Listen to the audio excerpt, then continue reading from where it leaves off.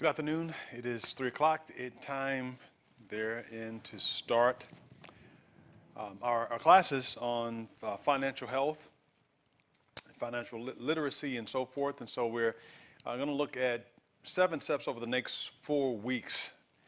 We're going to talk about 7 steps defined by Dave Ramsey as like the baby steps of being able to get out of debt, to plan for your future, and to have a strategic plan to be able to pull those things together. Because in it, a lot of times we get overwhelmed with just the sheer fact of trying to get on a plan and not really having tools in place to put things together to see how can we have a better tomorrow, how can we be able to put things forward thinking and a strategy and a plan. And so we're going to look at some things from Scripture, look at current issues that are taking place, and together put those things together so that we're able to have a plan, so that you can leave out when the 4 weeks is over, when our time is over together, that you'll have a plan of action to be able to execute. Now, it's up to us to what extent and how we'll choose to implement and to take these things to heart.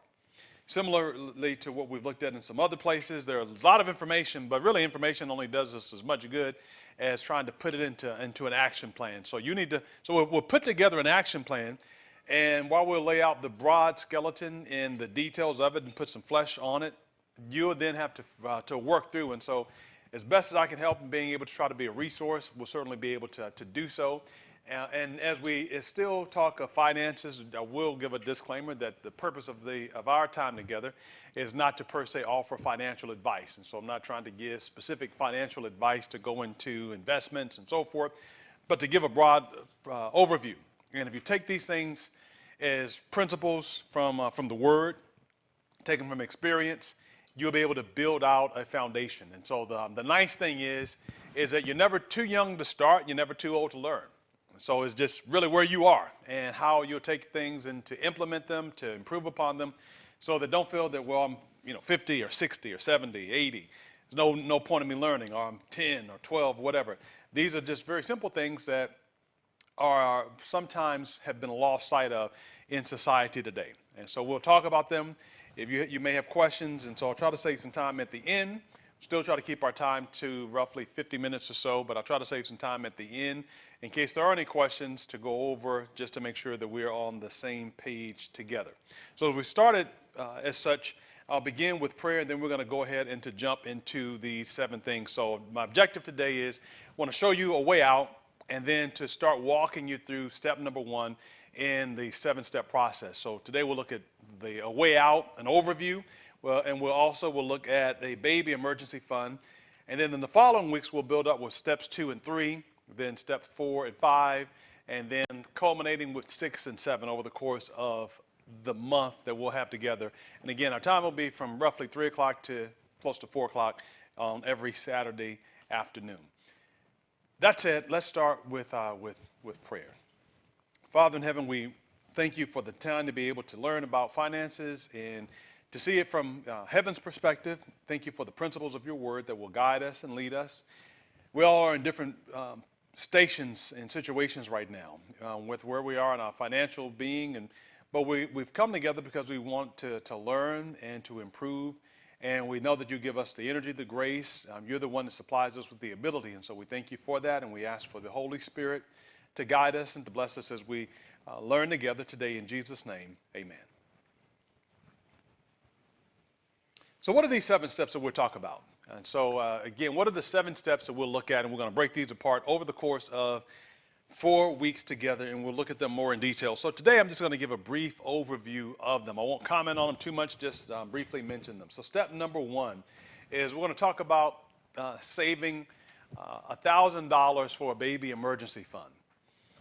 And in the $1,000 that we're talking about, this is not the end-all, be-all. This is just the beginning process of having something there. For some amounts, it will change to maybe $500, but roughly $1,000 in a baby emergency fund. And what does $1,000 do? What is the purpose of it? Why not $10,000 or so forth? Well, the whole idea is that there are some emergencies, and we'll identify as we talk about it more in detail today. Well, what constitutes an emergency? What does an emergency look like? What's $1,000 going to do? Number 2, we're going to talk about the second step, which will be to pay off all debt, consumer debt that is. Consumer debt, that would be credit card, bank stores, department store, gas cards, student loans, all of those different things. Anything that is a consumer debt. So anything outside of auto loans and so forth. So anything that is outside of a home, of a mortgage as such. So all types of consumer debt is number 2. Number 3, we'll talk about saving 3 to 6 months of expenses to have a fully funded emergency fund. Yes? Where you at on Zoom? You have to look on the bulletin for the information. So, okay. Number 3, we'll talk about saving 3 to 6 months of expenses for a fully funded emergency fund. So notice again, in the first step is a baby, like a beginner emergency fund. But step 3, when you get to step 3, we're talking about saving 3 to 6 months of expenses for a fully funded emergency fund, being prepared, better prepared for larger events. And so some people may call it like a rainy day fund, not a slush fund, but certainly an emergency fund, something that comes up that's not planned. Step 4, we talk about investing and preparing for the future, the time for retirement. So when retirement comes, you'll be able to retire. Some would say retire with dignity, to know that, all right, I'm not going to be working anymore. And so how will I be able to support myself? How will I be able to survive? Well, this is being able to have a plan in place, because the plans that are laid out per se by the government, we know that they will not necessarily support us. So I want to be able to have a plan in place so that I'm able to take care of myself, to be able to support myself to what a certain standard of living that I am accustomed to or I look forward to in the retirement years. So we'll talk about that as well, which is step number 4, 15% of your household income into retirement. Number 5, we'll learn about saving for your children's college fund. Now, if you have no kids, so if your kids are grown and you pass this, then obviously we'll check that one off. But for practical purposes, we'll talk about that, being able to save.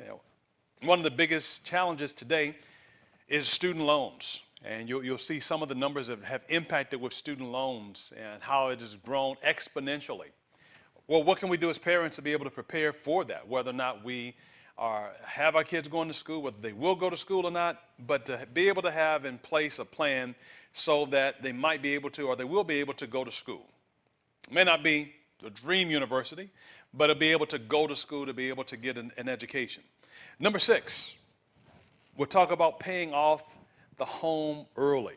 So you saw that earlier on in the steps of paying off everything but the house, but now we're talking about, okay, paying off the house. And so if you can imagine this, no matter where you are in life, no matter how much you have or how little you have, and just going over these 6 steps thus far, consider in a moment, if you close your eyes and imagine, hey, what would life be like if I didn't have to worry about the stress of paying this bill? Some of us are stressed out now. Okay, I have to pay this and don't know how I'm going to be able to pay it. Well, what would it be like if I didn't have to have that stress of taking care of this, of paying for that? The anxiety, the wear, the pressure that is there. Or being able to know that, all right, there is something that is saved for an emergency, should an emergency come up. So we'll talk about that and the relief that brings from that and being able to transition. And then lastly, with step 7, we'll talk about building wealth, being able to save, and being able to give. So it's not about us having all, it's about us being able to be conduits, to receive blessings and to be able to share those blessings as well with others. So how can we build wealth and give and save? And frankly, when you don't have a bunch of payments to pay this person, to pay that person, pay this person, and you're in control of your finances, then you will be able to save, you'll be able to give, you'll be able to invest, you'll be able to enjoy a different standard of life. So we'll talk about that. So that's what we're going to cover in the next 4 weeks together. It'll be pretty intense in terms of some of the content probably. But again, if you have questions, we'll go over those in terms. So today, the average household consumer debt in America is what I looked at. And so this is simply just representing credit card balances. And you can see, and this is dating back to 1999 to current. And the numbers adjusted As of 2022, the third quarter, you can see that we're roughly over $900 billion in credit card debt. And this is talking about as a nation. America in its fascination with the little piece of plastic being able to charge, to get what you want, to be able to buy it on credit. Additionally, we'll look at a further breakdown of household debt and where that sits. Most of you, as you can see, is based off of from 2003 to 2020. The biggest increase by 500% is in what category? If you're able to see that, student loans. 546% increase. So when you look at the average debt and so forth that has gone on in this country, and we're only talking about America, that the student loan situation has exceeded everything else by and far. 546%, certainly over $1 trillion in student loan debt. Then it's followed, of course, by auto loan at 114%, mortgage by 103%, home equity lines by 44%, credit card debt has increased 19%, and then other debt has decreased actually 12%. So our biggest ones we're looking at attacking certainly are student loan, big area that we'll talk about, 546%, auto loans. And so I know that you might be thinking, well, hey, we have to have it. We'll always have debt that's just a part of life. Just get used to it, just accept it and so forth, and we'll just make payments.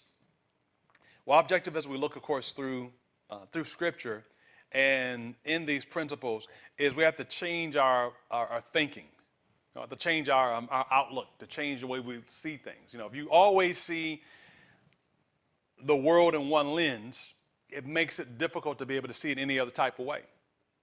And if all we know is one way of thinking and one way of doing things, then and we make it like a rut. It's like when you have a race car on the racetrack, the little RC ones. They can only go on that track. So you put a car down and it's stuck. It just goes around, or a train on a train track. It goes around in circles and so forth on that track. Can't go anywhere else. So we have to break out of that cycle. And so it's a cycle that is a vicious cycle that we're a part of and that we see that's kind of built up in our society, that this is just the way things are and we're prepared for it. And to the extent of almost everywhere we go, when you go into stores, you can't go into a TJ Maxx, you can't go into a Ross, you can't go into a department store without them saying, would you like to put that on your X card? Right? You're right. When you go to check out, like, do you want to put that on your Macy's card? Do you want to put that on your Target card? Do you want to put that on whatever card it is? And you say no, and then what's the next thing they ask you? Well, do you have a card? Would you like, or they might entice you, or me, would you like to say 10% on this purchase today? Would you like to say 20% on the purchase today?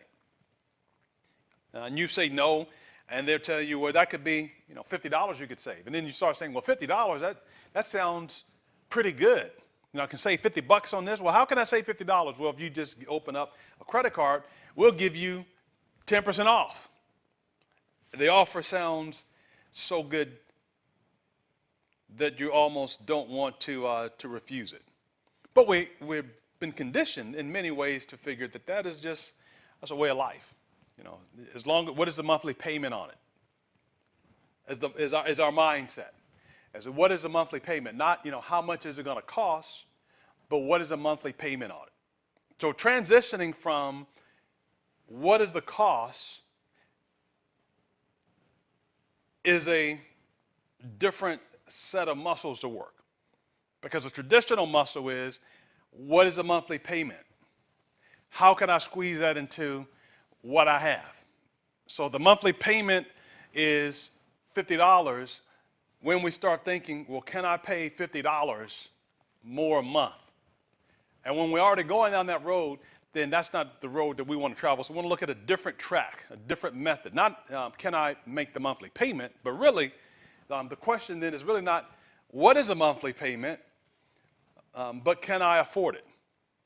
And affording it then is being able to pay for it. And if I can't pay for it today, then I won't be able to pay for it tomorrow at 20% interest. Like if it's $50 a day and I can't pay the $50 a day, then how will I pay the $60 tomorrow? That's at 20% interest. But we're in a dilemma, though. Compounded by the fact the personal savings in America, this is from Statista, and they took studies off of the St. Louis Fed. They looked at the savings, the average savings of disposable income from 1960 to 2021. And you notice that as you look at that there are a couple of things I think that will stand out to you. First off, of course, you start in the 60s and you can see the rate of savings was maybe 11%, 12%. And then going by decade, the 1990s, it was higher. And then in the 2000s and so forth, you can see that it got a lot lower.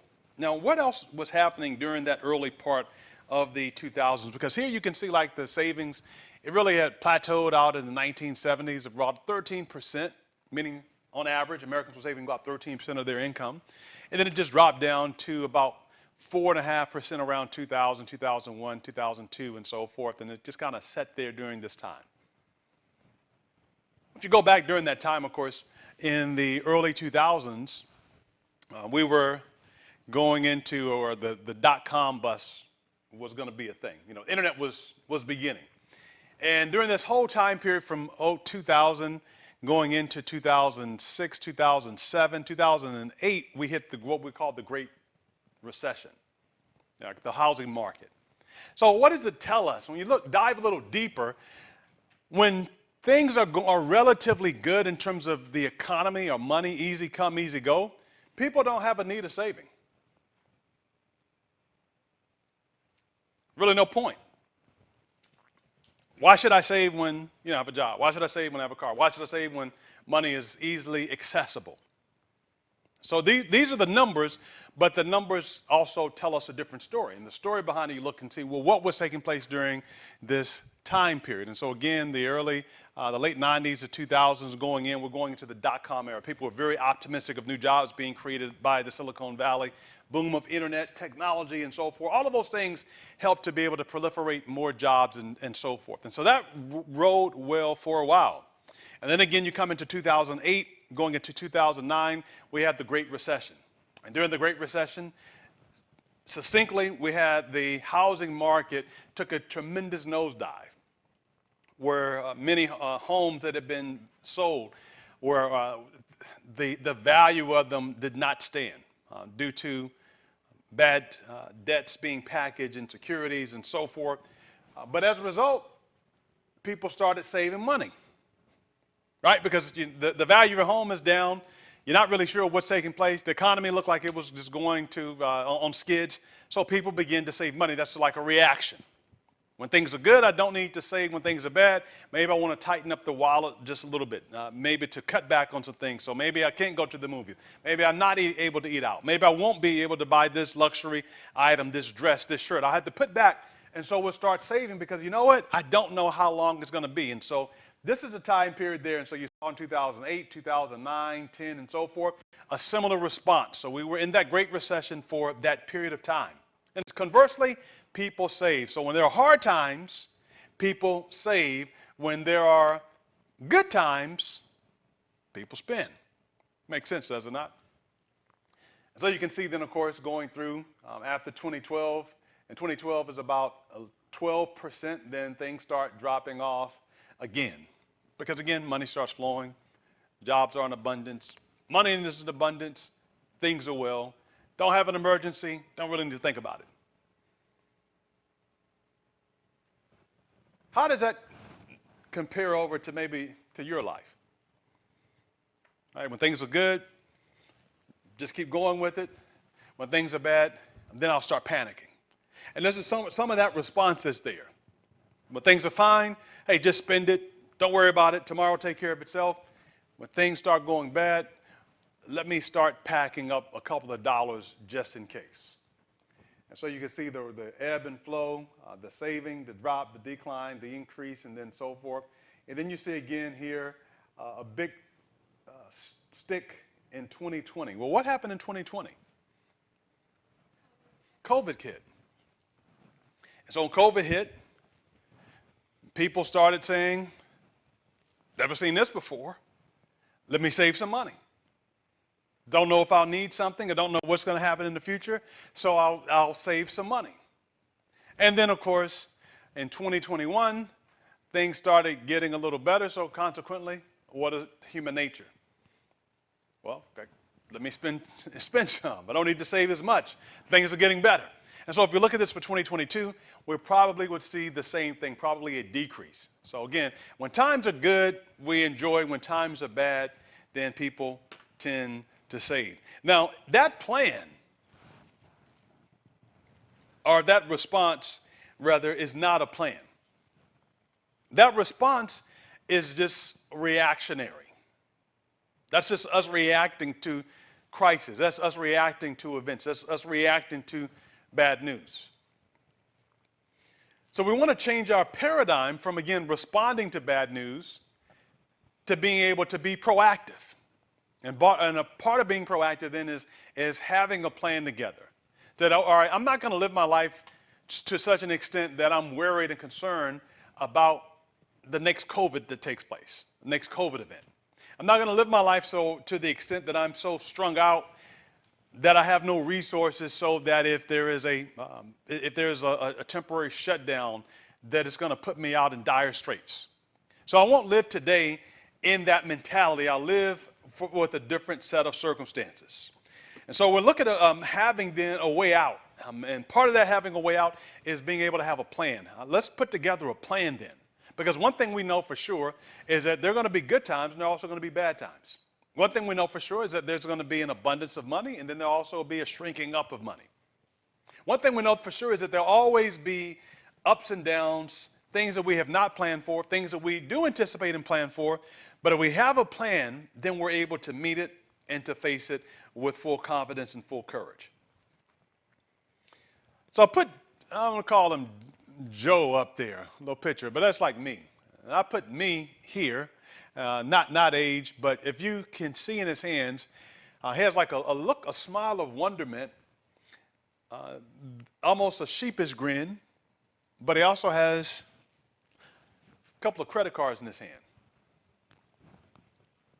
And I saw this and I thought about me. I remember when I think I was 18 or 19 when I got my first credit card, somewhere in there. I remember I sent off to Citibank, and I wanted to, I was 18, remember now, 18. The year was 1990 something. And I was looking for it, and I got the card back, and they told me, you know, when you send off for it, and you remember you would hold the envelope and you would feel for it to see if there was any, plastic in there. You didn't want just paper. Paper was no good. You wanted, to bend it, and because if you had that card in there, that card meant everything. That card meant I could buy something. That card meant I was somebody. That card meant I could go out with my friends and do things. And so I got it back, and I remember the gist of it. It said that I didn't have a credit profile, but if I would send X amount of dollars, they would give me a secured card. And the secured card was essentially you give them the money, and they'll give you that much in credit. And so I scrounged up my $300 and I sent it in, and lo and behold, a few weeks later, I was like this little boy. I got my credit card in tow, had my name on the front of it, my credit card, and I said to myself that I'm only going to use it for emergencies. Oh, you said the same thing too, huh? So I'm only going to use it for emergencies. And if I use it for an emergency, I'm going to pay it back. And so I put it in my pocket, nice shiny credit card. It was silver, had the old Citibank logo on there, and it was $300. And the first emergency came up. I needed to test it out to get something to eat. And I went, and lo and behold, it worked. I was able to charge it, and everything was perfect, everything was fine, and it felt nice being able to put the card down, the plastic there. I had reached the status symbol. I had this card. I remember the commercials that American Express had done, such a fantastic job of being able to speak to the society, and their slogan at that time was "Don't leave home without it." No, it's like an American Express. If you had the Amex card, you really had made it somewhere. So like this little kid here, I had the credit card. I was happy about it. I had certainly been bitten by the bug. I was excited by it. Fast forward that to today. And when you get home, likely, you'll probably have a mailbox maybe similar to this. Yours might be look a little different, though. It may have some bills in it and so forth, but invariably it's going to have some credit card offers. Somebody just saying, I want to give you X amount of dollars. In fact, when I look at some of the credit card offers, on the outside they have like, you're approved up to $5,000. You're approved up to $8,000. You're approved for $25,000. And you can use it for anything you want, 0% financing. And then you start thinking to yourself, I start thinking to myself, man, it'd be nice to go on a vacation. It'd be nice to go and get some new clothes. It'd be nice to go to get something. And some things are real needs versus some things being a want. And lo and behold, again, the mailbox has all these offers just poured out to me. All I need to do is to respond back and to say, send it, because I've already been pre-approved. This is not saying that you might be approved. This is saying, hey, we've already looked, and we want you to have this offer.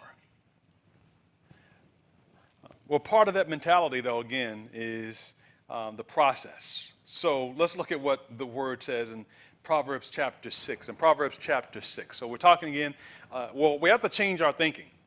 And so I will challenge us then with changing our thinking that, okay, this is a new year. I want to do things a different way than what I have done in the past. If you're satisfied with where you are, then when we talk of finances, if you're satisfied with where you are financially, then I would say don't do a thing. No, if you like the results that you have gotten thus far, then don't do anything different. Why change something that is working out well for you? Then, of course, I would ask you the question, well, how's it working out for you? If it isn't working, if it hasn't worked so far, then I would suggest humbly, well, let's look at an alternative then. Now, if your plan hasn't worked out so well, then let's look at a backup plan. Let's look at an alternate plan and compare them and kind of see which one works differently. Now, I know at the beginning of the year, this is a time when people do a lot of different things, whether it be exercise, whether it be I'm going to eat healthy, I'm going to eat a bunch of salads, I'm going to do the paleo diet, I'm going to do the keto diet, I'm going to do this diet, whatever, and I'm going to try it. Well, I would challenge you then, well, try these things for a month then. If nothing more, try it for a month and see what results you have. Now, with anything, it is not going to be easy. So you have to, make a vision and stick to it. The Bible says in Habakkuk says, write the vision and make it plain. So write it down, put it in writing. Hey, I'm going to commit myself to this for 30 days, if that's the period. You want to try it? I'm going to try it for 30 days and to see. Now, in it, the simple concept is this, that in it, to be able to do it, you have to covenant and make up your mind, I'm not going to borrow any more money. That's step number one. Now, we talked about the baby steps of getting out of debt, but the mentality, though, to be able to formulate that is, I'm not borrowing any more money. And once you draw that line in the sand, then you put it there. I'm not borrowing any more money. If I don't have it, then I'm not going to be able to get it. So you draw that to yourself. I'm not borrowing then any more money. I'm going to live a different way. This is not going to be the part of how I'm going to live. I'm not going to live again by this. So I'm going to seek to live a different way. And then some practical pieces then. Writing out then a budget. Putting again a budget, and that is you telling your money what it's going to do. I know one time, my wife and I first looked at something like this. I had Monopoly money. I took it out and said, okay, well, this is the amount of money. These are the things that we know you have to take care of. Your food, your shelter, your clothing, tithe and offering. How are we going to divide it up? And it's like Monopoly money. Well, once it's spent, it's spent, and that's the whole idea. It's like, this is all I have. And so when that's gone, then that's gone. So a budget, putting together then a budget for my monthly expenses, putting together a budget for my weekly expenses, and then living off of cash. So again, so with cash then, I'm talking about using an envelope system. Okay, here's my cash. I'm going to use $300 for groceries for the next 2 weeks. Here's my cash in the envelope. When that $300 is gone from that envelope, then guess what? My money's gone. For that, I'm going to have $50 for this, whatever it is. So I have a budget, a monthly budget, and a zero-based budget, by the way. And zero-based means every dollar that comes in, it's allocated into the society to the budget. So nobody gets out. And of course, if we're talking about getting out of debt, then we're, tightening the budget then so that we let go of some of the extra things. And so maybe, I'm not able to go out to a restaurant, not able to go out for an amusement activity. That doesn't mean we can't be creative and go to a park. Doesn't mean we can't be creative and go out and do something, but it just simply means that I'm not going to use extra money. I have a mission right now. I got a project, and so the project and the mission in the short term is I'm trying to be able to get out of this financial mess as quickly as I can. Remember back on the chart that society dictates and says that when there's an emergency, we want to save. And when there is not an emergency, then we want to spend. What we did not look at in those numbers, though, is the amount that is typically saved is not enough to deal with the minor emergency, unfortunately. Any study that you'll look at, it will suggest that most would say that the last one I looked at, it suggested that maybe 60% of Americans said that, if I had a $400 emergency, I don't know how I would be able to cover it.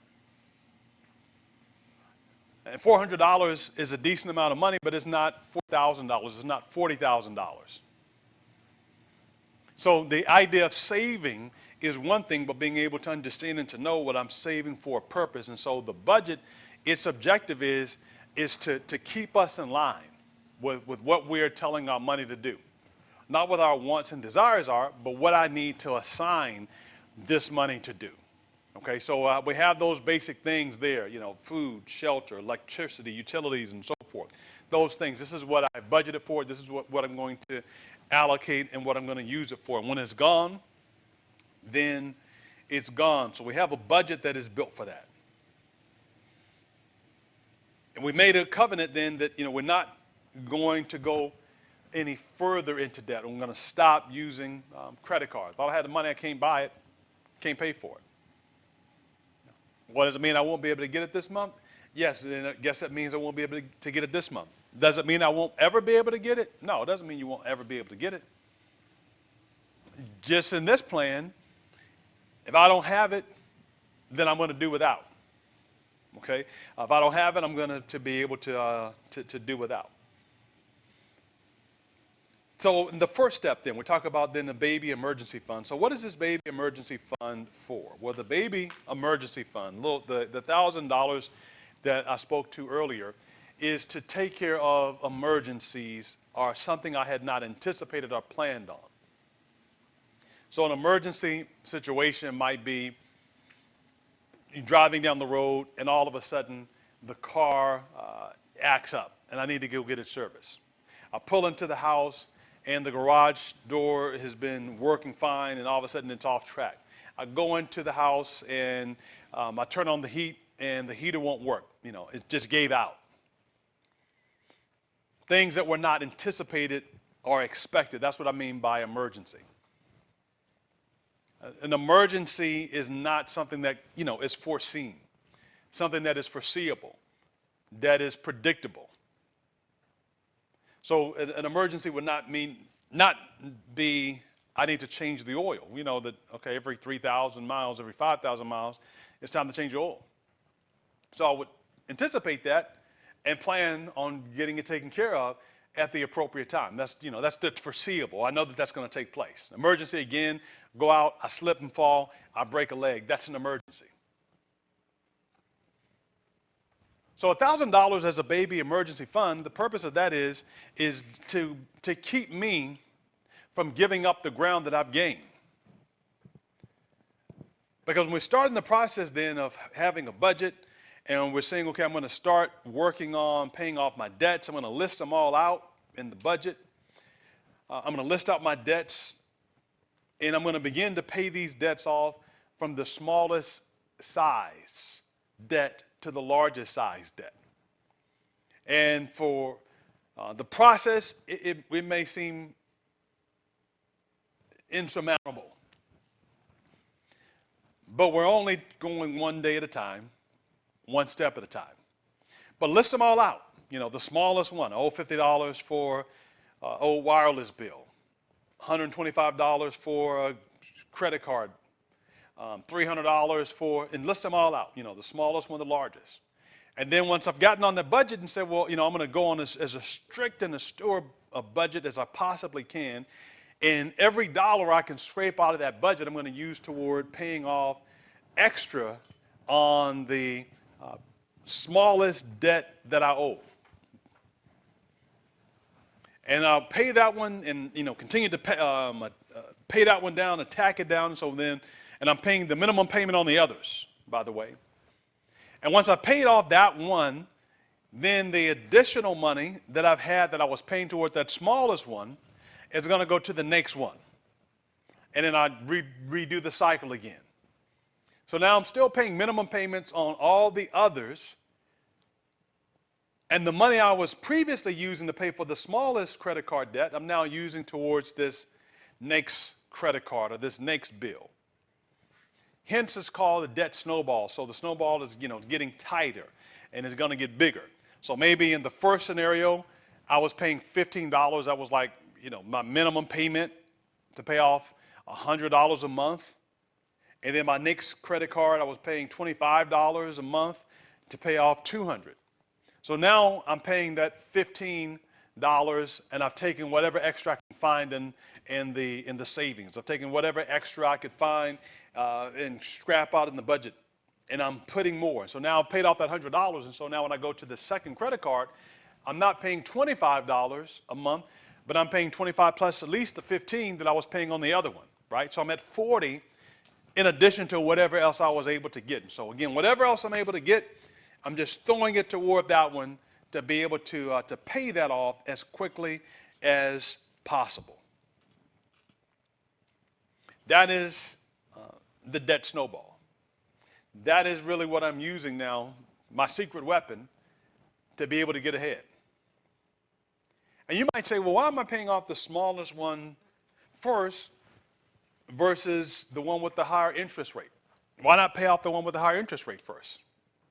You know, because I have a credit card. One of them, it says 20%. One of them says 21%. One says 10%. Why don't I pay off the one with the highest interest rate first? Won't that save me money over the long term? And the answer to that is it may very well save you money over the long term, but it's not really a saving money problem. It's just like the emotional aspect. So when you go to the gym and you've been dieting all week and you've run 5 miles and you get on the scale, and if it says the exact same weight that it said at the beginning, are you motivated to go to the gym the next week? After you put all in it for the 1 week, or you've done it for 2 weeks, and you get on the scale, and you know at least, I know I at least lost a pound, and you get on there and it's not even moving. Are you ready to go back? No. Like, you know what, man, forget it. I did all that work. I could have eaten my donuts, could have my ice cream. I gave all this up for nothing. This doesn't work. But if you get on the scale and the scale goes down and shows at least maybe say 2 pounds or 3 pounds, then you start thinking, all right, hey, that was a win. That was worth it. May not have felt like it was worth it, but you know, I'm going to keep on the process. So psychologically, what we're doing is trying to get you some wins, trying to get me some wins, you know, to pick up momentum.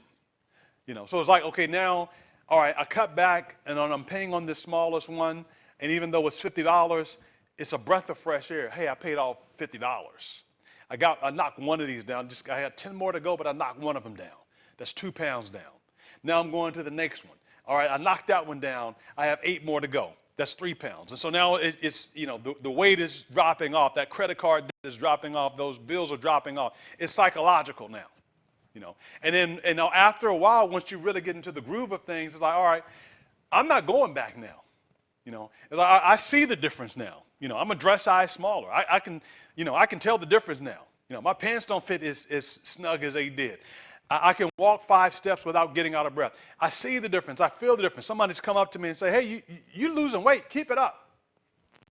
The same is true on this, except you're building it up, that muscle. You may not have someone to come along and to say, but you can certainly track it out and to see what objective you've made, what improvements you've made. And so you're gaining these victories and you want to get more. You start being fed by that tenacious spirit of winning and being able to do things that you really previously hadn't done before. And so this is the whole idea of doing it this way versus doing it based off of pure interest rates and APR and so forth. Lastly, I will say that you can't borrow your way out of debt.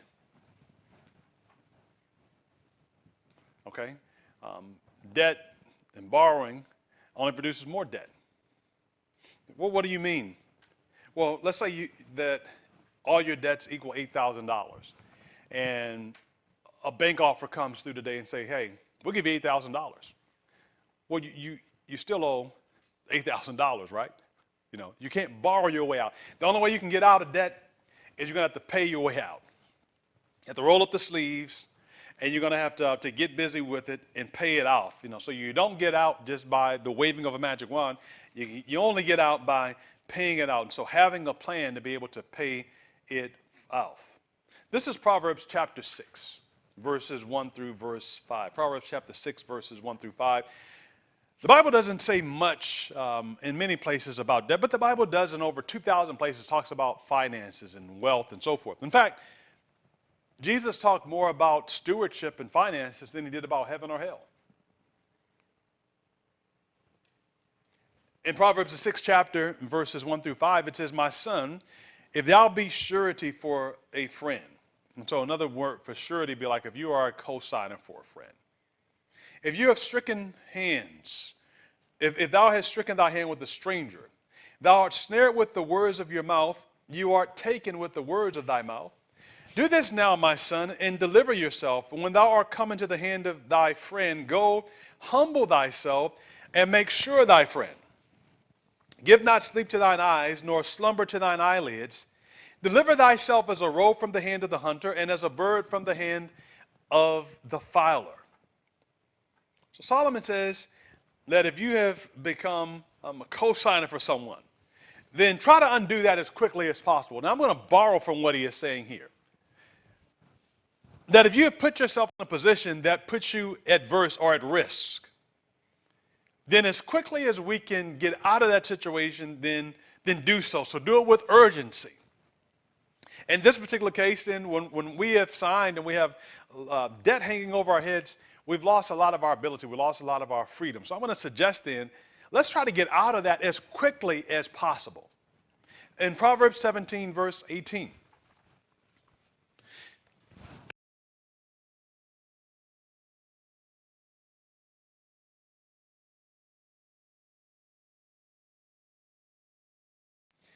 And becometh surety in the presence of his friend. Be not thou as one of them that strike hands, or of them that are sureties for debts.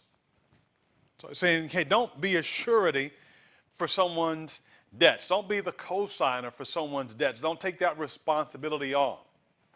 If you have nothing to pay, why should he take away what? Your bed from under you. Right? So if I can't pay it, what's the man going to take? It's going to take my bed. I can't pay my car, then what's the man going to take when I can't pay the car payment? It's come back take the car. If I can't pay it, then this is a particular challenge. This is a particular issue. So I would encourage us then in that to seek to make sure then that we have a plan. We're talking about that plan then. And so you make that a covenant, make that a part of your life then that, hey, by the grace of God, I'm going to seek to live a different way now. I've lived like this all my life, but it is never too late to change. It's never too late to make a new beginning. It's never too late to turn over, to teach an old dog new tricks. I want to live differently. I want to live differently for myself. I want to live differently for my children. I want to live differently for my family. Whatever that reason might be, that desire might be. I want to live differently as a steward then of this. In the book of Genesis, we read the account of Joseph and the plague that came upon Egypt, the plague in the sense of a famine. Now, similar to what we've looked at in human nature, we know that when things are good, people don't tend to save. When things are bad, people get frantic, they panic. That was the same as in Joseph's day. You can read the story in Genesis chapter 40, 41, etc. Highlighting just a snippet of it in Genesis chapter 41, it says that let Pharaoh do this, and let him appoint officers over the land, and take up the fifth part of the land of Egypt in the 7 plenteous years. If you're familiar with the story of the famine that will fall upon Egypt, Joseph saw that 7 years prosperity would be given to the Egyptian nation. It was identified in the vision by the 7 full ears of corn and by the 7 stout cows. Those were to be followed by the 7 skinny ears of corn or the 7 lean cows. And the idea was that the lean would so exceed the plenty that it would devour all of it, almost leaving no trace of it whatsoever. And so as Pharaoh was told the vision and the understanding of it, Joseph again relays this. And what does Joseph tell him? He tells him some practical things. He says, look, lay up a fifth part of the land of Egypt in the 7 plenteous years. So if you take 20%, lay it up every year. Now, I'm not suggesting 20% for savings, but just follow me. I'm just talking about the aspect of Joseph understands that when you have a lot, that's the opportunity of being able to save. You plan in good times for bad times. Move from the logic of it's going good, it will always be good. Understand the cycles of life. That things are going good, hey, I'm thankful for that, but I also know that something's going to come up that's going to be bad. I want to prepare for it. He says, let them gather all the food of these good years that come and lay up corn under the hand of Pharaoh and let them keep food in the cities. And that food shall be for store to the land against the 7 years of what? Of famine, which shall be in the land of Egypt, that the land perish not through the famine. So if they made provision in the time of plenty, they would be fine during the time of famine. If they didn't make provision in the time of plenty, then they would be in dire straits in the time of famine. If we make provision when things are well, we'll be able to adjust and to handle when things are going poorly. And so Pharaoh had that dream. Joseph put it into place. And if we contemporized it then we would say, I would say, that would be the equivalent then of preparing for a rainy day, preparing for an emergency, or when the sun doesn't come out, when the sun doesn't shine, of knowing that there's going to be some type of hardship is going to come. You know, in the course of 7 years, something's going to come to every one of us. I mean, you can almost bank on it. You can almost be assured that there's going to become, there will come like a loss of job, decreased income, something that causes undue stress, a family crisis, a family issues. You can bank on it. Through a 7-year period, you can be assured that it's going to happen in some type of season, some type of cycle. So we prepare for it for the future as best being able to handle and prepare as we can upon this earth. In the 6th chapter of Proverbs, he talks about these ants. He says, go to the ant, you sluggard. Consider her ways and be wise, which having no guide, overseer, or ruler, provideth meat in the summer and gathereth her food for the harvest. He says that the ant prepares for the future. Okay, the ant prepares knowing that the future will come and makes preparation for it. In like manner, we ought to anticipate the future and to plan. As we look at the future, do we believe that every day is going to be a good day? No. Do we believe that there will be some good days? Yes. But do we anticipate also that there will be some bad days? Absolutely we do. Well, what do? Then we hedge our bets. We know that there'll be some good days, so we prepare for them. We'll embrace them. We also know that there'll be some bad days. We also will prepare for those as well. We will embrace them. We'll know that these are seasons that come along. Lastly, Timothy chapter 5 and verse 8. Paul writes that if any provide not for his own, and especially those of his own house, then he hath denied the faith and is worse than an infidel. So our primary responsibility, first and foremost, is to be able to be providers, to take care of our own home, to take care of our own place. And as we look at these principles that are contained therein, these 7 things, the objective of them is that if you do them, if I do them, if we implement them in our own home, it helps us to be able to prepare and to provide for our own home, anticipating and knowing that when adversity comes, that we've done our best to prepare for it, to anticipate it, and to mitigate the responsibility or the damage. And so in the next 4 weeks, again, as we look together, we're going to look at these things a little more in detail. We'll look at those 7 things that we talked about at the very onset. We're going to talk more in detail next week then of paying off the debt in the 3 to 6 months of expenses. We'll go through what that looks like. We'll show you some examples then of being able to put together a budget, because I know that there's some people don't have any idea, how do I put together a budget? What should be in a budget? Well, we're going to give you information on that so you can put it all together, create a plan, and the nice thing is this is a custom plan. This is, based on your situation. But taking that in and recognizing that no one has infinite resources, that there's all a scarcity, a different level of scarcity. There's not a unlimited amount of resources, but to take those things together and to implement them so that I have a plan. And so that now that I have a plan, I'm able to put it together. And will I achieve and get here tomorrow? No, we'll not be able to get here tomorrow. If you take these steps into line, it's going to take you maybe 10 months, 15 months, depending upon what your situation is in terms of paying off debt, etc. Now, ultimately, moving all the way through it will take a little bit longer. But if I have a plan, then I'm able to execute and to carry through on that plan.